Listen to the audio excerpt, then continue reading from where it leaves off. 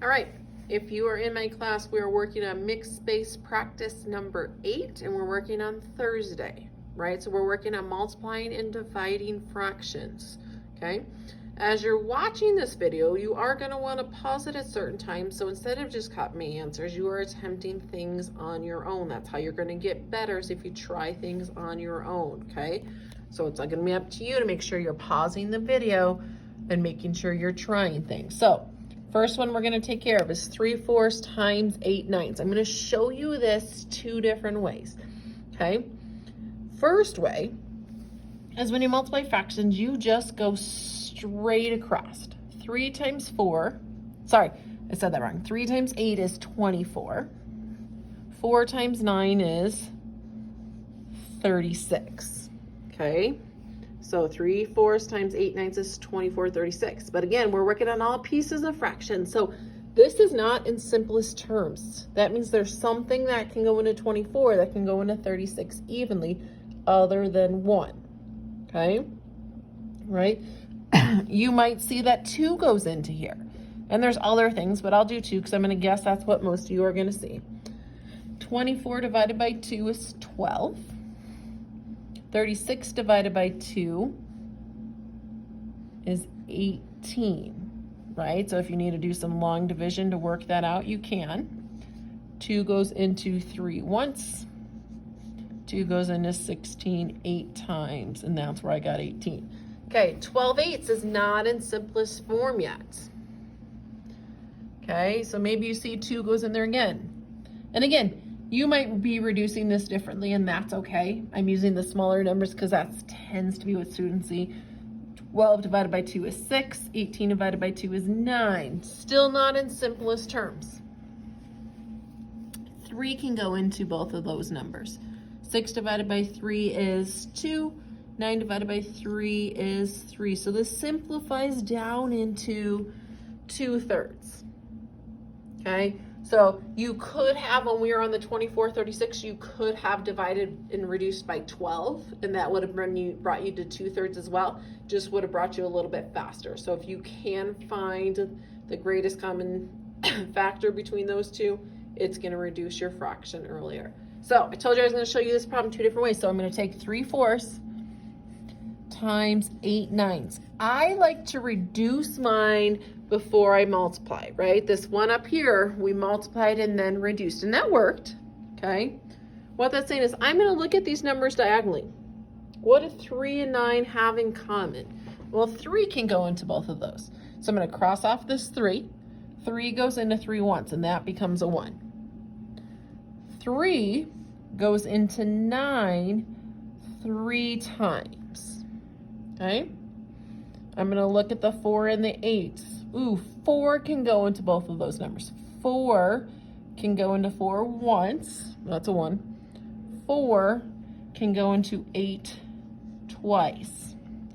Now I can multiply straight across. I'm still multiplying this straight across like I did up there. I just have smaller numbers to multiply. 1 times 2 is 2. 1 times 3 is 3. So either way, I'm going to get the same answer, okay? So you can multiply across and then reduce to get 2/3, or you can reduce in there and then multiply straight across to get 2/3, okay? Next one we're going to do, and I'll just go, I've been going up and down on your form. Today I'm going to go across on your form just so we're sticking with that same theme. So 5/6 times 7/9 is the next one. Again, this would be a great time to pause the video, try this one on your own, and then watch this next piece of the video to make sure you're doing it correctly. Okay, so again, I'm going to go both ways. I'm going to multiply and then reduce, or I'm going to reduce and then multiply. You only have to do it one way. I'm showing you both ways so you can determine which way works best for you. Okay, so if you haven't tried it, pause the video now. 5 times 7 is 35. 6 times 9 is 54.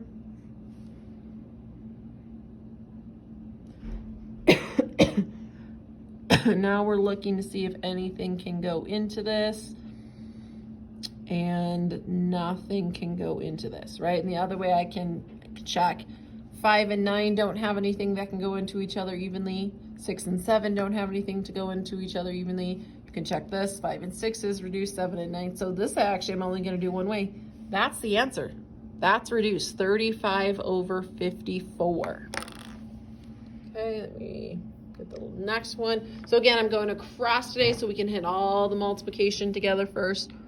So we got mixed numbers here, 2 3/4 times 5 1/3. So now we're doing mixed numbers, right? It's a mix because it has a whole number and a fraction.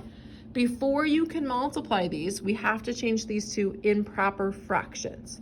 So we've got to do 4 times 2 plus 3. 4 times 2 is 8. 8 plus 3 is 11. Keep your denominator. Same thing here. 3 times 5 plus 1. 3 times 5 is 15, plus 1 is 16/3. Keep your denominator. Okay, again, this might be a good time for you to pause the video and see if you can multiply this now that they're improper fractions. Okay, we're gonna go straight across. 4 times 3 is 12. 11 times 16. I don't have that one memorized, so I'm gonna multiply it out. That's 6, 1, put a 0 to hold my place. 6, 1. We're gonna add this together and get 176. Okay, that's an improper fraction. Our numerator, our top number, is bigger than our denominator. So we're gonna need to figure out how many times 12 goes into 176. This is where we get to practice our long division because we're not using a calculator today, right? We're really working on trying not to need a calculator on things. 12 doesn't go into 1. 12 goes into 17 once. We're gonna subtract that. 17 minus 12 is 5. Bring down your 6. 12 goes into 56 4 times. That's 48. We're gonna borrow, so that becomes a 4. That becomes a 16. 16 minus 8 is 8. Okay, and then this becomes your numerator. So this gets to come up here. This gets to go over here. So we're at 14 and 8/12. 8/12 can be reduced, right? 4 can go into 8 and it also can go into 12. So we want to reduce it a little bit farther. 14. 4 goes into 8 twice. 4 goes into 12 3 times. So 14 2/3 is the final answer on 2 3/4 times 5 1/3. Okay. I'm going to take that and use some of the second methods. So this was multiply first and then reduce and change to a mixed number. Okay. I take this same part here and I reduce first. 4 can go into 4 and 16. 4 goes into 4 once, so I cross off the 4 and put a 1. 4 goes into 16 4 times, so I cross off the 16 and I put a 4. 11 and 3 aren't going to reduce, so I'm going to multiply straight across. 11 times 4 is 44.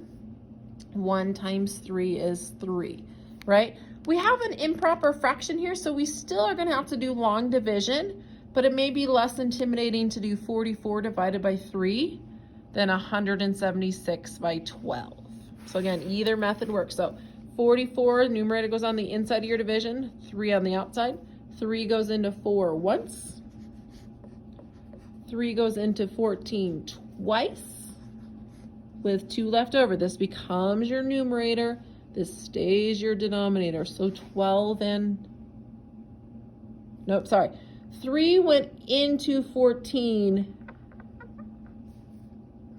4 times. I was thinking the 12 here. So 3 times 4 is 12. I should have had a 4 up there originally. 14 2/3, and that matches that answer.